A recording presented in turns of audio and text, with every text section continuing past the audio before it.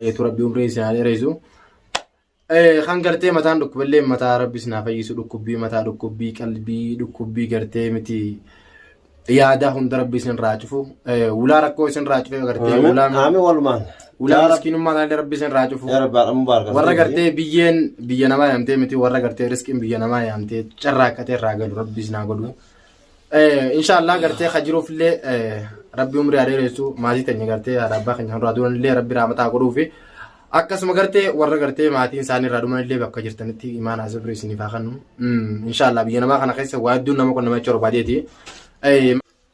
Assalamu alaikum warahmatullahi wabarakatuh. Kam daawwattu keenya qaalii fi gaarii naga qabdanii akka naga qabdan abdiin isirraa qaba fayyaa keessanii numa jirra gaa nutis yoo jiruun tana taate jiraachuma jirra yaa duumaa fi jiruu yidduu giraachuu nutis yookaan duunu yookaan jiraanne akka namaatti hin jiraannu waluma keessa nutti taate bitaanu galteetuma jireenyuma kana jiraatu jira. Sanii fi oggaa isin tolchina achiin badaa oggaa achiin tolchina achiin badaa kun haaluma duniyaati.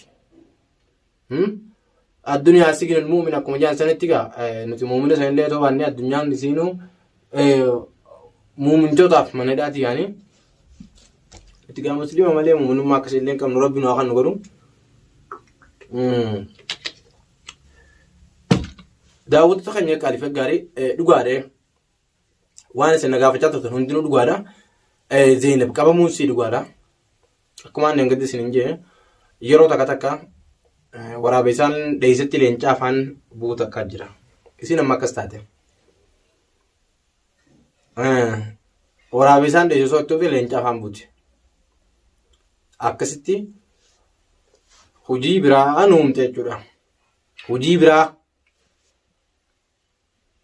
hojii manaa lammaffaa nuumte leesha akka hojii manaa lammaffaa nuumte isii birabbii haaliqa bichaa beek mana kanaan deemin jee haa hedduu takkaan kadhadhee ture. Qabamtee dawwalanii hanjamuu malee bakka kana girti achi girti yookaan viidiyoon ol baasanii akkana jaan yookaan bakka kanaa girti waan akkanaa feenaa waan akkanaa irraa feenaa waan akkanaa kana fidaadha isii fuudhaan jaan. Agartee rakkoo tan rakkoon.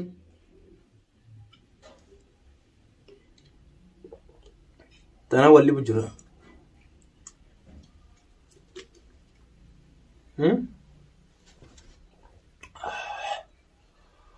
Garaan nu gubate wallahi laazim.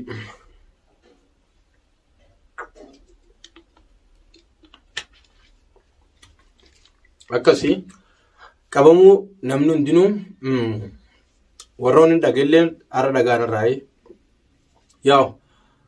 Isinitti kijibu dhuguma sana isinitti maaliif jennaani waan bitaa isin galata kana gaafachuu qabdanii anillee namoo hin dubbadhu illee ture dhabamuu isii malee qabamuu isii illee hedduu akka namatti hin dubbadhu yeetiin shakkaa ture maaliif hanga wanna kun ifa boojeetiin isin dawshaa ture daawwattoota keenya saniif hanga ammaan tana isin irraa turuu guyyaaf illee dhiifama naa godhaa jechuu guyyaa barbaadeeti ammoo namni isii qabeessanii hanga ammaan tanaatti shakkiidhaa yoo jenne malee abaluu fi abalutti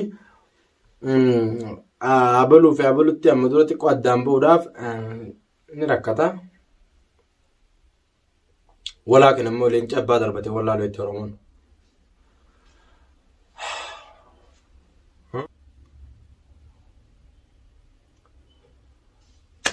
Akkas leenci abbaa darbate wallaaloo itti mira Oromoon ni beektin daawwattoota keenya qaalii gaarii saniifuu wanni hundinuu akkuma isin beektanitti ta'e ammoo waan kana qaama eenyu akka harka keessaa qabuu fi qaama kamiin akka isin qabamte namni hangammaatti beekan jiru shakkamuu masaratti yaa'u shakkidhaan namni isii qabee akka masaratti taate haa jennu malee dhibbaan dhibbatti akka dachaasitti qaama akkanaati masareetti akkanatti isii qabee ragaa kanaa hojjiyyee waan isin dhiisuun qabu. Dhaadannaa namoonni jirti gaafa dhoo karaarratti jechuudha. Dhalaan isii guyyaa isin nama laaltee deemtu dhalaan karaarratti dhalaa wajjin lolanii harkaa boon isiidhaan ni yaadatamu. Ammaan tan ammoo gaasa hubaa ibsaadhaan wajjin wal dhabdee manaa baatee wajjin wal qabatee deemtee kunoo. Yaa'u isin dhalaan ni beektanii dhalaa akka xiyyaa duraan fiigaa waan jaamu takkaa wajjin gaa. Ganda afooshaa duraan achi dheeyitee turte sanii dheeyitee namoota akkana ni beektanii jechuudhaan dhalaalee saniif mana dheeyitee dhalaalee saniif yeroo mana dheeyitu akkasitti gaasittiin daagalchin jechuudha. Dhalaaleen sunis walii galanii hoggaa isin taane hojjaa gootu tun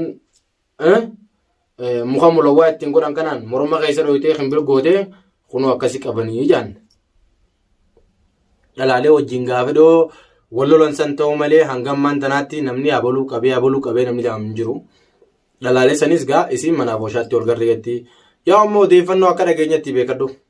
Maaliif gurri maal waraabannaan oduu yaanii saniif daawwattoota keenya oduun hangana gurra nu buute hanga kana. Lammaffaa mana keessatti onas deemu immoo ibsaan ijoollee wajjin akkuma isin gartaan hedduutu akka cinqamaa jira. Ijoolleen ammoo gaa nama gurguddaa nama beeku ummaa teenya jechuudhaan hedduu ibsaa hokka irraa dhaabbatu jiran. Kana hedduun achiin kun jiraan akka mataa kiyyatti akka xiqqaasitti jechuudha. Hedduu takkaan dhiphatu jira. Maaliif waan kana jaalanneetii miti jechuudha. Kan hundinuu akkanatti lafarraa harkisu jiru. Akka nama tokkotti akka waan hin godhu dhabeetiin malli na harkaa badee ibsaallee gartee mana hakimaa geessumatti hin jira. Ammallee dawaa Habashaatillee kanallee mana keessatti nyaachisuma jira. Sheeknillee egaa baallamallee qabu. Ati wanni silaa gartee isaaf godhamu jiru tajaajilli silaa isaa godhamu jiru hundinuu godhamuuf jira. Tagara isaa tajaajila karaa isaa godhuuf jira dhibbaan dhibbattee jechuudha. Innillee ijoollee keessallee jiraatu. Asumatti gartee miti waan takkas gaatas gabbeessuun takka ni jirti. Akka innillee manaan baane inni gaamma hojii mana keessaa hundi isa irratti deebitee dhugaa dubbachuuf haati duraan akkuma anneen gaddi isin hin jee haati manaa jechuun utubaadha. Utubaan manaati. Manni utubaan malee waan hin dhaabbanneef mannillee gartee akkasumatti haadha manaati. Manni kun akka bareedu kun yoo ifaan kun dhahamee ni dukkanaa. Manni haati manaa baree akkas jechuudha. Manni haadha manaa baree fi manni haadha manaa bariin garagara. Manni haadha manaa bariin dukkana teessoo sumaa fi falaa. Tana yaadadhaa namni hundinuu. Maaliif jennaan waan bareen qabu dukkana teessoos bilbila harkaa qabannaa yaadan qabdu. Walaakin ammoo manni haadha manaa baree ifaa osoo gartee ifaa biyya guutuu mana kana keessatti ibsitee ifni ifaa kanaasitti mul'atu jechuudha. Sani jechuudha wanni hedduu akka naachisu jiru mana kana keessa akkuma agartan shimbirroo mana kana keessaan barartu.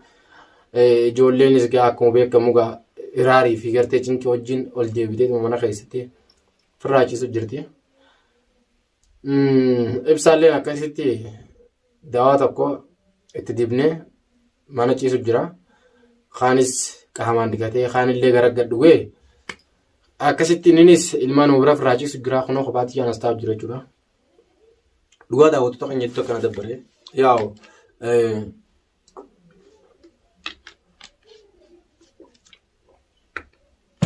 jiraadhaa miti wallaahi hedduu akkana dabbara jira. Gammachuun gartee akka gaafa duraanii qoflee taphatu sunillee narraa deemtee jirti wallaahi laazim.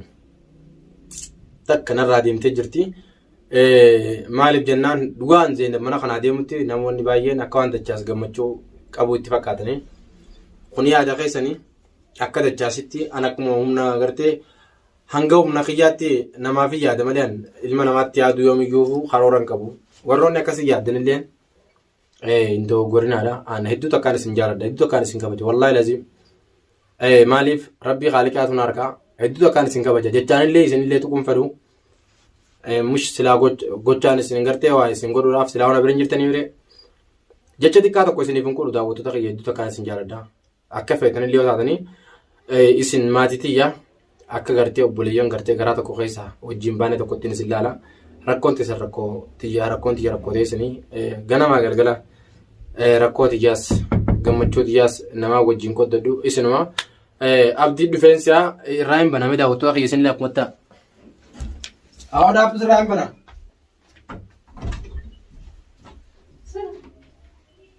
Abdii viidiyoo waraabuu jira naa viidiyoo waraabuu jira.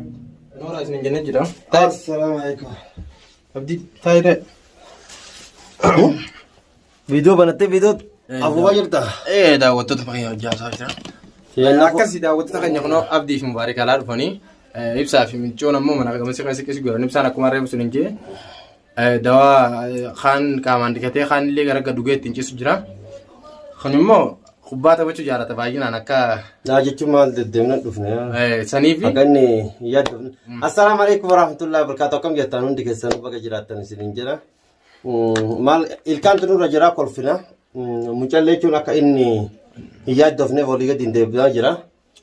Saniifi wallaahi waan naasaa jirullee maraama dhimma kana raasaa jirta. Yaa rakkoo fi bal'aa hundaa isin wajjin qoddaddaa isin jeesin daawwattoota kiyya isin itti haasa'u jira maaliifuu nuti maatii takkaa qaama tokko rakkoon teenya rakkoo teessanii dhugaa akkan wajjin cinqamtanitti tokko ni beeka. Anillee nuti illee akkasumatti isiniif cinqamna garuu immoo osoo gartee takka takka dhuftanii waa'ee isin keessa jirtan silaa nutis akkasitti beeknee hedduu takka gartee rakkoo teessanillee nuti illee isin hojii qoodannee desna jaa garuu immoo isin rakkoo teenyin hojii qoodachuu malee rakkoo teessan gammachuu taatus gadi taatus obsitaniituma gartee miti mana arabaa keessatti gubachaatuma dabarsanii ani waan biraa isin hin jiru rabbiin isin wajjin haa jiraatu dalagaa teessanillee gartee rabbi isin ifaalaaf isin isin jamaaliif jennaan yaa nuti wal malee waan qabnu biyya namaa kana keessatti maaliifuu namuma mana teenyee foddaa teenyaan dhufnee gaafa gammachuu qabnus gaafa gadda qabnus dhufnee waan jiru walitti himanna. Akkasumatti isinillee gartee miti bakka jirtanitti nageenya keessan ammallee isiniif haa baay'eetu rabbi umrii isin haa dheereessu. Kan gartee mataan dhukkuballee mataa rabbi isin haa fayyisu dhukkubbii mataa dhukkubbii qalbii dhukkubbii gartee miti yaada hunda rabbi isin raacufu ulaa rakkoo isin raacufe gartee ulaa walumaan. Ulaan miskinummaa taalee rabbi isin raacufu warra gartee biyya namaa yaamtee miti warra gartee riskiin biyya namaa yaamtee carraaqqatee irraa galu rabbi isin haa godhu. Inshaallah gartee hajiruufillee rabbi umrii haa dheeressu maatii teenya gartee haadha abbaa keenya irraa du'anillee rabbi rahmataa godhuufi akkasuma gartee warra gartee maatiin isaanii irraa dhumanillee bakka jirtanitti imaanaa sabrii isiniif haa kennu. Inshaallah biyya namaa kana keessa waa hedduun nama qonnama jecha barbaadeeti. Magaalaan gabayaan akka mana dhaabbatan hin taatu yaani daawwattoota keenya quuqaan hedduun akka isinitti dhaabbatu jiru harka. Inshaallah quuqaa gartee quuqaa yaadaallee rabbiin gartee isinirraa haa buqqaasu.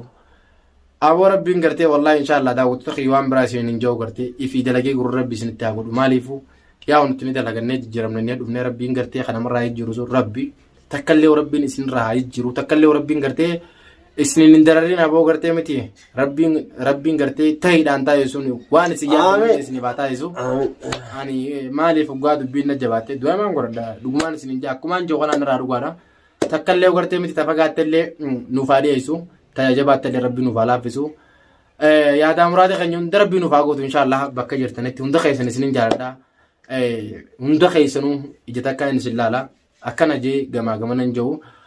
إن شاء الله اللهم صل وسلم على سيدنا محمد أكران كيسابانا داوود تخيل كالفي غاري أرى دابنه akkasitti xiqqishoo waan jechuu barbaade silaa du'aan xumurte namoonni silaa almaa fi sifatti ergaas deebinee akkatti taphatanii maali dhiiga keenya kanatti mi'aamoo akkami? Meeqaan sin jeeti waa iddoo du'aadhaan goolamne keessanarraan deebiiniti akkasuma naadhiisi maaliif akkasanitti fuuldura keenya waan jabatu jira waan jabatu sanammoo du'aa itti goone jirra waan goone akka isa waamee kadhone tajabaatti illee nuuf halaafis genne tafagaatti nu adee isu genne nagaan nuuf jiraadha akkasi daawwattoota kiyyeetti tokkaan isin jaaladha maal jeetin isinitti himaa boo si onni akkam godhasi nagaan naa tura akkaramoo onneen beeku isinuu naaf onneedha daawwattoota kiyya